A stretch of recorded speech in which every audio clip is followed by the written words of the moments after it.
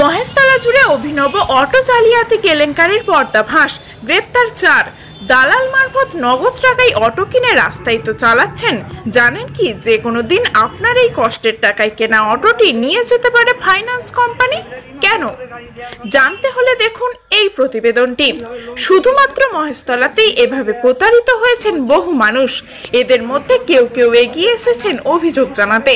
14ই মার্চের করা 5 জন ব্যক্তির আলাদা আলাদা অভিযোগের ভিত্তিতে তদন্তে নেমে মহেশতলা থানার পুলিশ। তদন্তে যা উঠে এলো তাতে রীতিমতো চক্ষু চড়ক গাছ পুলিশের। ডায়মন্ড হারবার জেলা পুলিশ সূত্রে জানা গিয়েছে, যারা প্রতারিত হয়েছেন তারা প্রত্যেককেই কোনো না কোনোভাবে দালালের সাহায্য নিয়েছিল তাদের নতুন অটো রুট পারমিট পাওয়ার জন্য, অথবা নগদ টাকায় নতুন অটো বার করবার জন্য বা নাম হস্তান্তরের জন্য। সব ক্ষেত্রেই প্রতারিতরা দালালকে তাদের নিজস্ব নথির জেরক্স কপি জমা দিয়েছিল, আর তাতেই বাজিমাত এই দালালদের। কারণ ওই সমস্ত নথির ভিত্তিতেই এই দালাল চক্র বিভিন্ন ফাইন্যান্স কোম্পানির এজেন্টদের সাহায্যে অন্যান্য ব্যক্তিদের নামে কয়েক লক্ষ টাকার ঋণ নিত, যার প্রথম ভাগের কিস্তিগুলি ওই দালালরা দিলেও পরবর্তী সময়ে যখন সেই কিস্তি আর জমা দেওয়া হতো না, তখন এই ফাইন্যান্স কোম্পানি বাউন্সার পাঠিয়ে রাস্তা থেকেই অটোগুলিকে তুলে নিয়ে যেত। অটোর মালিকরা ফাইন্যান্স কোম্পানির সঙ্গে এই বিষয়ে যোগাযোগ করলে ফাইন্যান্স কোম্পানিগুলি ভারত সরকারের এম পরিবহন অ্যাপটি খুলে তাদের নামে যে লোন নেওয়া হয়েছে তা দেখায়।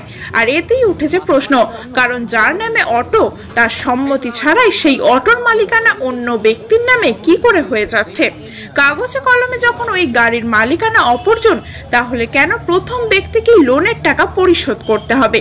কোনো তথ্য নথি যাচাই না করেই কি করে আরটিও এম পরিবহন অ্যাপে এই লোনের অ্যাপ্রুভাল দিয়ে দিচ্ছে? আমার নাম কৌশিক ভট্টাচার্য। ঘটনা ঘটেছিল, আমাদের কিছু অটো আছে, আমরা এখানে অনেকেই আছি যাদের অটো আছে। হঠাৎ এক সময় আমার একটা গাড়ি ফাইন্যান্সার টেনে নিয়ে গেল। তখন আমি জানতে পারলাম যে আমাদের গাড়ির নামে ফাইন্যান্স চলে, অথচ আমরা কখনো ফাইন্যান্সে গাড়ি কিনিনি, আমাদের সব গাড়ি নতুন গাড়ি, নিজস্ব পয়সায় কেনা। এরপর আমি ফাইন্যান্স অফিসে গেলাম। ফাইন্যান্স অফিসে আমাকে চাপ দিয়ে জোর করে কাগজপত্র সই করানোর চেষ্টা করলো। যখন আপনারা ফাইন্যান্স অফিসে গেলেন এবং বললেন যে আপনাদের নামে কোনো ফাইন্যান্স নেই, তখন ফাইন্যান্স কী বলছে? তখন ফাইন্যান্সের বক্তব্য হলো আমাদের কাছে সব কাগজপত্র আছে। আমি বললাম আমাদের কাগজপত্র দেখান। বললো সেটা যেখানে দেখাবার তাও আমরা দেখাবো। আমি বললাম যে আমরা গাড়ি তো আমরা কিনেছি, আমার কাছে তো অরিজিনাল ডকুমেন্টস রয়েছে। বলছি ওটা ফেক, আমার এর পরে নতুন গাড়ি হয়ে গেছে, আপনাদের নামে ডিট করে নতুন গাড়ি বিক্রি হয়, নতুন লোকের নামে হয়ে গেছে, আমাদের কাছে তার কপি আছে।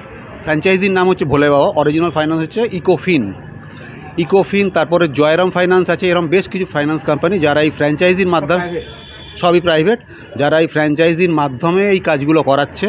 এবং এই ফ্র্যাঞ্চাইজিরা বাউন্সার পাঠাচ্ছে বাড়িতে পাঠিয়ে লোককে ধমকে গাড়ি নিয়ে চলে যাচ্ছে। তারপরে আমরা পুলিশের কাছে আসি, বড়োবাবুকে প্রথমে জানাই। বড়োবাবু জানানোর পর তার বাটকিদের অর্ডার দেন এবং তারাও সেই অনুযায়ী খুব ভালো কাজ করেছেন। এখানে আমি বিশেষ করে বলবো, আমাদের যিনি আইও ছিলেন অনিক মজুমদার, খুব অ্যাক্টিভলি কাজ করেছেন। আমাদের থেকে ডিটেলগুলো জানার পর একটা একটা করে সবাইকে তুললো, মানে তার মুখ দিয়ে আবার কথা বার করে বাকিদের আনলো। এইভাবে থানা সবাইকে ধরে আনলো এবং গাড়িগুলো থানা গিয়ে রিকভারি করে আনে। আমরা অবশ্যই চাইবো যেটা হচ্ছে যে আমরা তো কোনো লোন নইনি, মোটর ভেহিকলস থেকে সেই ফাইন্যান্সগুলো রিমুভ করতে হবে, আমাদের যেন আমরা গাড়ি পরিষ্কারভাবে পাই এবং আইন অনুযায়ী কোর্ট তাদের যা শাস্তি দেবে তাদের শাস্তি হোক। আমরা কাছাকাছি আছি 5 জন, যারা মিলে আমরা থানায় এসেছিলাম। এছাড়া পাড়ায় প্রচুর, এলাকায় প্রচুর লোক আছে। কারোর থেকে হয়তো গাড়ির থেকে ফাইন্যান্স করিয়ে নেওয়া হয়েছে, কারোর গাড়ি বিক্রির ডিট করে অন্য লোককে দিয়ে দেওয়া হয়েছে। কেউ টাকা দিয়ে বসে আছে, এরা গাড়ি দেবে বলেছে, গাড়ি দেয়নি। ফাইন্যান্স কোম্পানি অবশ্যই জড়িত, কারণ ফাইন্যান্স কোম্পানি জড়িত না হলে ফাইন্যান্স কোম্পানিতে প্রথম থেকে পুলিশ অ্যাকশন নেবে। তারা সেটাই না গিয়ে ব্যাকডোর দিয়ে আরবিট্রেশন করে চুপচাপ গাড়ি টানার ব্যবস্থা করছিল কেন? আমার নাম তপন ব্যানার্জি। আপনি এই ফাঁদে পা দিলেন কী? আমি এই ফাঁদে পা দিলাম কিভাবে? আমি একটি সেকেন্ড হ্যান্ড গাড়ি কিনি এবং সেকেন্ড হ্যান্ড গাড়িটির নাম হচ্ছে মলয় মণ্ডলের নামে ছিল। সে বিক্রি করেছিল দেবাশিস বেড়াকে। আমি দেবাশিস বেড়ার থেকে কিনি, আমার কাছে চেন ডিড আছে। এবার আমি দেখলাম যে গাড়িটা পুরনো হয়ে গেছে, এটাকে কাটাই করতে হবে। তার জন্য আমি ওদেরকে স্মার্ট কার্ড দিই এবং 20,000 টাকা দিই নামটা চেঞ্জ করাবার জন্যে। ওদেরকে বলতে গৌরাঙ্গ সাঁতরা এবং সোমনাথ চক্রবর্তী। এবার দেওয়ার পরে ওদেরকে বিভিন্নভাবে, যেহেতু আমাদের পাড়াতে ওদের আনাগোনা ছিল, আমি ওদেরকে বারবারই বলতাম যে আমার কাগজপত্র কবে আমার নামে হবে, আমাকে ফেরত দেয়। এইভাবে বিগত 1 বছর হয়ে গেছে, ওরা আমাকে কোনোভাবে আমার কাগজপত্রও ফেরত দেয়নি এবং আমাকে কোনোভাবে সাহায্যও করেনি। তারপরে আমার পাশের বাড়ি থেকে হঠাৎ দেখলাম যে ফাইন্যান্সে গাড়িটা টানতে এসছে, তখনই আমার একটুখানি টনকটা নড়ে গেল। তারপরেই আমি আমার পরিবহনে চেক করে দেখলাম আমার গাড়ির নামেও এই লোন হয়ে আছে জয়রাম ফাইন্যান্স থেকে 3 লক্ষ টাকা। লোনটি যেটা আমি জানিই না, যেটা যে লোন অ্যাকাউন্টে ঢুকেছে হিট করেছে তার নাম হচ্ছে স্বপন সর্দার, শিবরামপুরে বাড়ি। তারপর আমি বাধ্য হয়ে মহেশতলা থানাতে অভিযোগ করি এবং মহেশতলা থানার বড়োবাবু যিনি আছেন আইসি তাপস সিনহা এবং আমাদের যিনি আয়ও আছেন মিস্টার অনিক মজুমদার, উনি আমাদের পূর্ণ সহযোগিতা করেছে।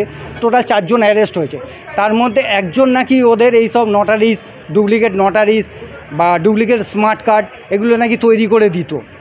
ঠিক আছে, সেই পরিপ্রেক্ষিতে ওরা নিয়ে গিয়ে আত্মীয়র সঙ্গে হয়তো সংযোগ আছে, সেইখান থেকেই ওরা করতে পারছে। এবং পুরনো গাড়ির নাম্বার সেটা আরটিও অ্যাপ্রুভ করতে কীভাবে ফাইন্যান্সের জন্য ওরা বিভিন্নভাবে পয়সা দিয়ে করতে পেরেছে। আমি চাইছি আমাদের গাড়িগুলো রিকভারি হয়ে যাক, আমাদের নামে চলে আসুক এবং দোষীরা উপযুক্ত শাস্তি পাক। আমার নাম সমীর চ্যাটার্জি। আমি ওই গৌরাঙ্গ সাঁতরাকেই গাড়িটা দিয়েছিলাম যে ও আমাকে মাসে 6,000 টাকা দেবে এই চুক্তিতে, তার জন্য আমার কাছে কোর্ট পেপারে লেখা আছে।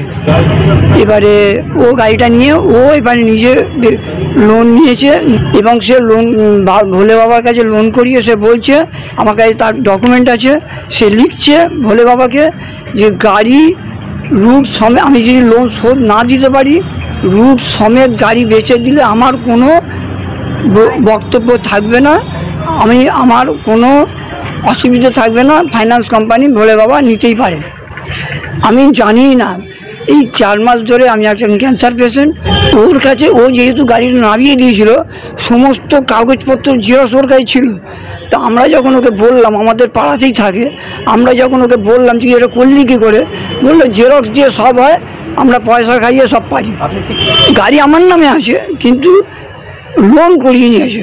নামে গাড়ি ছোট সর্দারের নামে লোন? হ্যাঁ, সম্ভব সেটা তো ফাইন্যান্স কোম্পানি বলতে পারবে স্যার।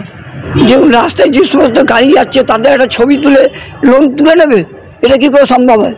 সেইটাই তো করেছে। মনে হচ্ছে কীভাবে করা হয়েছে এটা টোটালি করেছে জালিয়াতি। এটা ফাইন্যান্স কোম্পানি যারা যুক্ত আছে, ভোলে বাবার আরও যারা ওর সঙ্গে যারা কাজ করে, এর সঙ্গে আমার মনে হয় আত্মীয় যুক্ত আছে, নাহলে আত্মীয় না জেনে যে অরিজিনাল কি করে ও ফাইন্যান্সে কথা শুনে ও কি করে অ্যাপের নাম তুলে দেয় এর নামে লোন আছে। তদন্তে নেমে মহেশতলা থানার পুলিশ জানতে পারে মহেশতলার বাসিন্দা গৌরাঙ্গ সাঁতরা এবং সোমনাথ চক্রবর্তী নামে 2 ব্যক্তি এই চক্রের দালাল। এদের মাধ্যমেই সাধারণ মানুষের নথি পৌঁছাতো অটো জালিয়াতি চক্রের হাতে। এই 2 জন দালালকে গ্রেপ্তার করে জিজ্ঞাসাবাদ করলে তাতে উঠে আসে 2 ব্যক্তির নাম। একজন হলো হরিদেবপুরের বাসিন্দা বিশ্বজিৎ দাস, যিনি একটি ফাইন্যান্স কোম্পানিতে এজেন্ট হিসাবে কাজ করতেন, এবং অপরজন হলো সমীর নস্কর, বাড়ি ঠাকুরপুকুরে, যার কাজ ছিল সই নকল করে নথি এবং ডিড বানিয়ে মোটর ভেহিকেলস এবং আরটিওতে জমা করা। ধৃত 4 জনকেই মহেশতলা থানার পুলিশ আলিপুর আদালতে পাঠালে মহামান্য আদালত তাদেরকে জেল হেফাজতের আদেশ দেন। তদন্তকারী আধিকারিকরা মনে করছেন এই জালিয়াতি চক্র শুধু মহেশতলাতেই সীমাবদ্ধ নেই, এর জাল বিস্তৃত বহুদূর পর্যন্ত। মহেশতলা থেকে টিনা রায়ের রিপোর্ট, খবর 7 দিন।